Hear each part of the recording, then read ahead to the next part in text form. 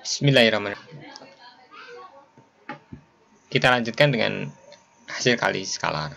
Kalau tadi baru pendahuluan, cukup panjang pendahuluan, ada 40 menit kali ya pengantar pendahuluan.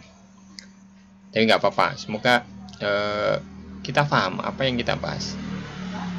Ya, tidak hanya bisa cara ngitung, bukan cara menghitung. Kita tidak belajar cara menghitung, tapi kita belajar apa sih yang kita mau pahami, apa yang mau kita pelajari, dan untuk apa itu gitu loh. Dan memang ada di dunia nyata, tapi Anda nyari di sekitar kita ya sulit. Orang ini konsep untuk dunia zaman sekarang itu, di dunia industri, kalau Anda berkait dengan teknologi, kalau Anda berkait dengan ekonomi perusahaan, Anda terkait dengan analisis data yang banyak dan lain sebagainya. Tapi kalau hanya terkait dengan kehidupan sehari-hari, dengan kehidupan kita biasa tanpa terkait dengan suatu lembaga besar dan lain sebagainya, ya sepertinya tidak ada gitu, sepertinya tidak ada konsepnya. Tapi padahal ada, iya.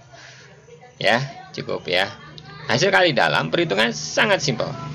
Anda pasti sering melakukan perhitungan perkalian matrik, ya kan? Nah, sekarang kalau matrik itu satu baris dan satu kolom, gampang kan ngitungnya? Nih contoh, jangan dulu di atas, ini aja. Ini X. Kenapa transpose? Aslinya vektor itu kan kolom.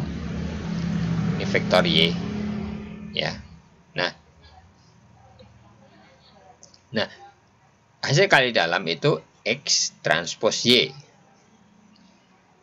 Sebenarnya bisa ditulis juga X dot Y pakai titik, ya. Nah, X transpose jadi baris ini. Perkalian matrik biasa.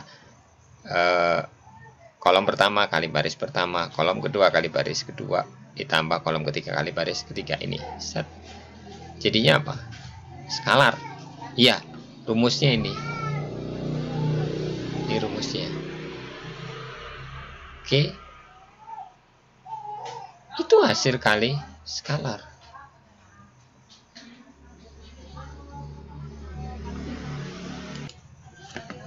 Jadi secara umum hasil kali skalar itu ini rumusnya. X transpose Y, X1 kali Y1 plus X2 kali Y2. Ini X harusnya ya, X dia salah tulis. Di buku ini banyak sekali salah tulis. Oh ya, tadi di gambar ada Q padahal O itu harusnya. Gitu ya. XN kali YN. Udah itu aja. Anda baca ini, udah hasil kali skalar. Oke. Seperti yang saya uraikan sebelumnya di pengantar teori ini, bahwa hasil kali skalar itu berhubungan dengan sudut.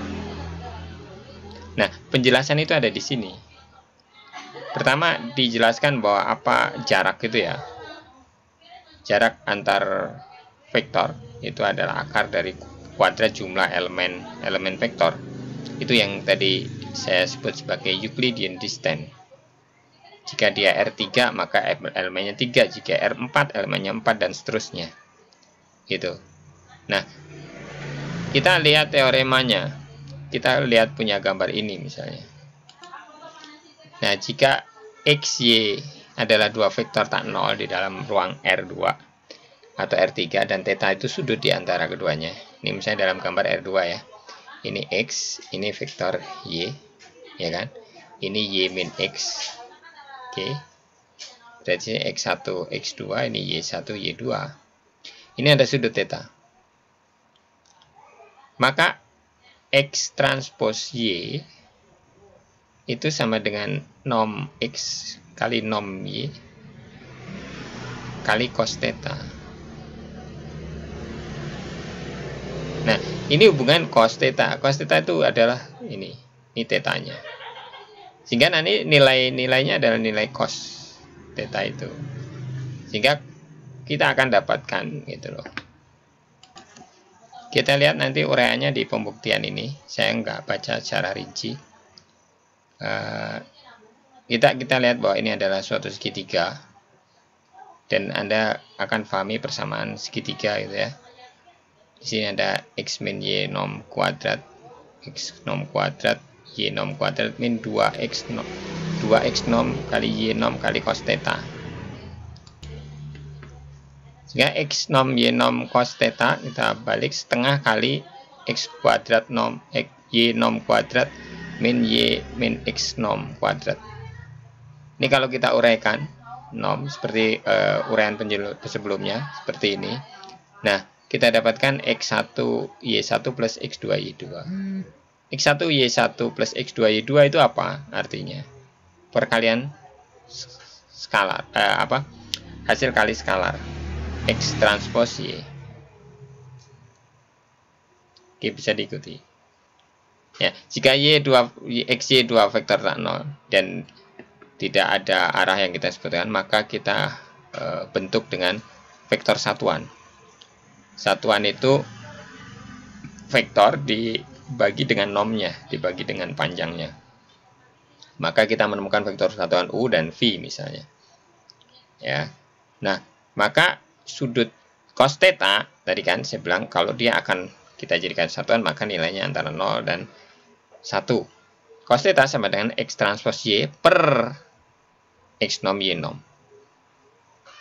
Atau